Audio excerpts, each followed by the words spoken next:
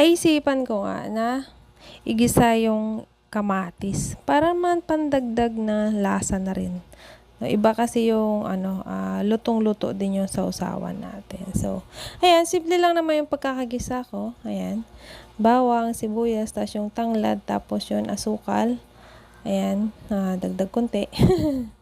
Tapos, ayan. So, ganyan ako mag-mix kapag wala pa yung main ingredients. Diba? So, ayan, may ano rin pala yan. May paminta rin pala konti. Ay na, tapno na imas, ajay, kasawsawan tayo. So, ayay, niligay ko na ang kamatis. No. So, konti lang naman yan. Siguro mga 8 pirasong kamatis. Ayan. So, lutuin lang natin siya saglit. Totally, saglit lang naman siyang naluluto, no? So, ayan lang muna natin. Tapos, kapag kasinipag, pwede ring halu-haluin. Ayan. Para mag-mix yung ating mga ingredients, 'di ba? Tapos habang tayo ay nagluluto, syempre.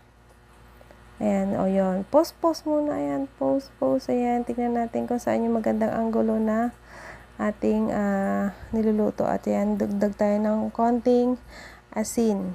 Ayan, pampalasa. Syempre, naglagay tayo ng asukal. So, syempre, kailangan din may asin siya. Ayan. Ay, nako. Yung aso talaga, oh.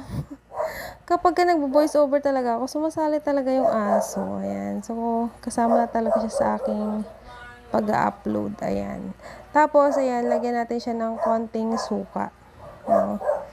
Tapos, pakulo lang natin siya saglit and voila, tapos na. O, diba? Ganon. Syempre, ito yung isasawsaw natin, ang galonggong. Ayan. Tapos, dito naman sa pinaggisahan natin, ayan, pakuluan din natin yung pinakagulay, ang sayote. So, ayan. Yung sayote kasi kailangan half cook lang para medyo ma-juicy. Tapos, manamis-namis. Ayan. So, luto na yan. Kainan na!